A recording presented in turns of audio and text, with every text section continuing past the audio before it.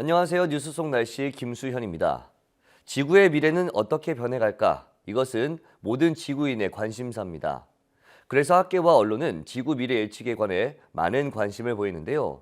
오늘은 세계적인 지구 과학학자인 로렌스 C. 스미스가 주장한 지구의 2050 미래 쇼크에 대해서 이야기 나눠보도록 하겠습니다. 오늘도 KB웨더 반기성 예보센터장님 나오셨습니다. 안녕하세요. 네, 안녕하세요. 네, 이 책을 소개하는 내용을 잠깐 보니까 말이죠. 앞으로 40년 후에는 지구 온난화로 인해서 지구 황폐화를 초래할 북극이 녹는 현상을 오히려 기회일지 모른다. 이렇게 좀 되어 있더라고요. 이 저자에 대해서 먼저 간략한 소개부터 부탁을 드리겠습니다. 저자는 이제 미국 캘리포니아 로스앤젤레스 대학, 이제 우리가 흔히 말하는 UCLA죠. 이곳에서 지구과학을 가르치는 교수입니다. 미국 의회 북반구의 기후변화로 예상되는 결과를 보고했고요. 또 유엔의 기후변화에 관한 정부 간 협의체의 4차 평가 보고서에 그의 연구가 널리 인용될 정도로 지구온난화에 대한 세계적인 학자라고 보시면 됩니다. 네, 세계적인 지구 온난화의 대가인 저자가 주장하는 이 지구 미래 2050년은 지구의 미래에 관해서 나름대로 상세한 자료를 바탕으로 한 예측이라고 하는데 오늘 해줄 이야기는 어떤 건가요? 나중에 먼저 시간이 된다면 자세히 이야기를 할 계획입니다. 그러나 이제 오늘은 이 방대한 내용을 다 소개할 수는 없기 때문에 저자가 주장하는 2050, 2050년이죠. 지구를 움직이게 될 지구적 힘에 대해서 먼저 말씀을 드리도록 하겠습니다. 그는 저 네 가지 힘 중 첫 번째가 인구라고 이야기를 합니다. 지금으로부터 12,000년 전 농업혁명이 일어나기 전에 지구에는 대략 한 100만 명 정도가 살았을 것으로 추정이 됩니다. 그런데 인구가 1억 명이 되었을 때가 1800년경인데요. 그때부터 인구는 인구 폭발이라고 불릴 만큼 급격히 증가를 합니다. 130년 후인 1930년엔 세계 인구는 20억 명을 돌파합니다. 그리고 다시 30년 뒤인 1960년에는 30억 명을 돌파하고요. 1975년 40억 명을 돌파한 인구는 1987년에는 50억 인구를 돌파합니다. 그리고 불과 12년 만에 10억 명이 늘어나게 됩니다. 60억 돌파는 1999년으로 역시 12년 만에 10억 명이 다시 증가를 했고요. 70억 명 돌파는 2011년이었습니다. 네, 그렇다면 12년에 10억 명씩 인구가 증가한다. 그렇게 봤을 때 올해 말 전 세계 인구 75억 명이 될 것으로 예상이 되는데 정말 엄청난 인구 증가라고 생각이 듭니다. 미국의 인구가 4억 명 정도라고 하면은 4년마다 미국의 총 인구보다 많은 인구가 증가하는 셈인 거잖아요. 네, 그렇습니다. 1968년 스탠포드 대학교의 폴 얼리 교수는 인구 폭탄이라는 책에서 만일 우리가 인구수를 조절하지 못한다면 전 세계는 기근과 스모그 오염으로 수많은 사람이 죽게 될 것이라는 주장을 했거든요. 당시로서 정말 충격적인 주장이었고요. 그의 주장을 받아들인 중국이 1979년부터 한 가구 한 자녀 정책을 시작했던 것이 아주 유명합니다. 그런데 인구 증가는 산업화로 인해 식량 생과 배급이 기계화되면서 기근으로 인한 사망이 줄어들고 있고요. 또 현대적 의료 체계와 약의 개발도 한몫을 하고 있습니다. 네, 이 인구의 수명이 늘어났다고는 하지만 사실 산업화로 인해서 어떻게 보면 여성들의 또 직업 선택과 맞물려서 아이들 좀 적게 출산하려는 그런 경향도 있지 않습니까? 이건 굉장히 좀 예리한 질문이신데 사실 네. 그렇습니다. 식량 문제와 의료 기술은 급격히 발전하면서 사망률은 급격히 감소를 해요.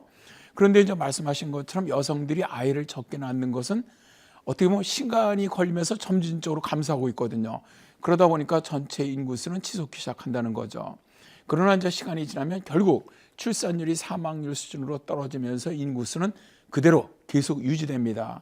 지금의 이제 선진국들이 바로 이런 모양으로 보시면 됩니다.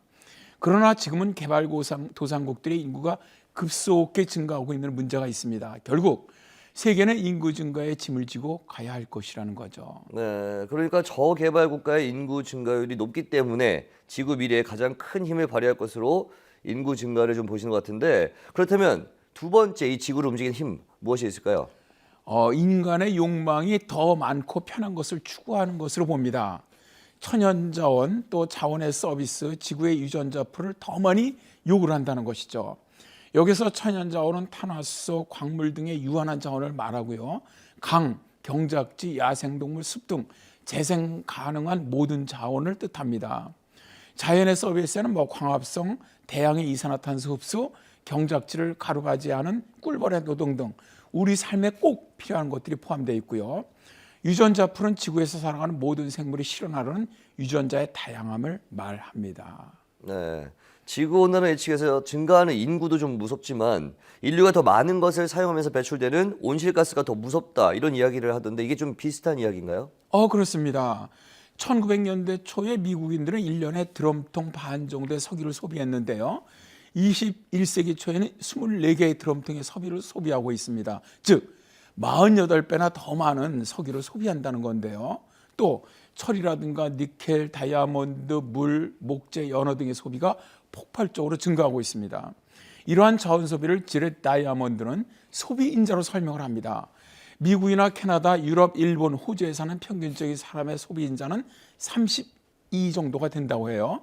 그런데 아프리카의 케냐인, 이 사람들의 소비 인자는 1입니다. 즉 선진국 사람이 케냐인보다 자원을 32배 더 많이 사용하고 쓰레기를 32배 더 많이 버린다는 뜻이죠.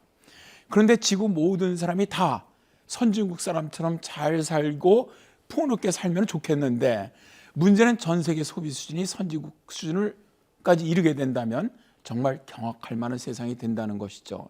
지금부터 소비 수준이 무려 11배 이상으로 증가할 것으로 예상되거든요.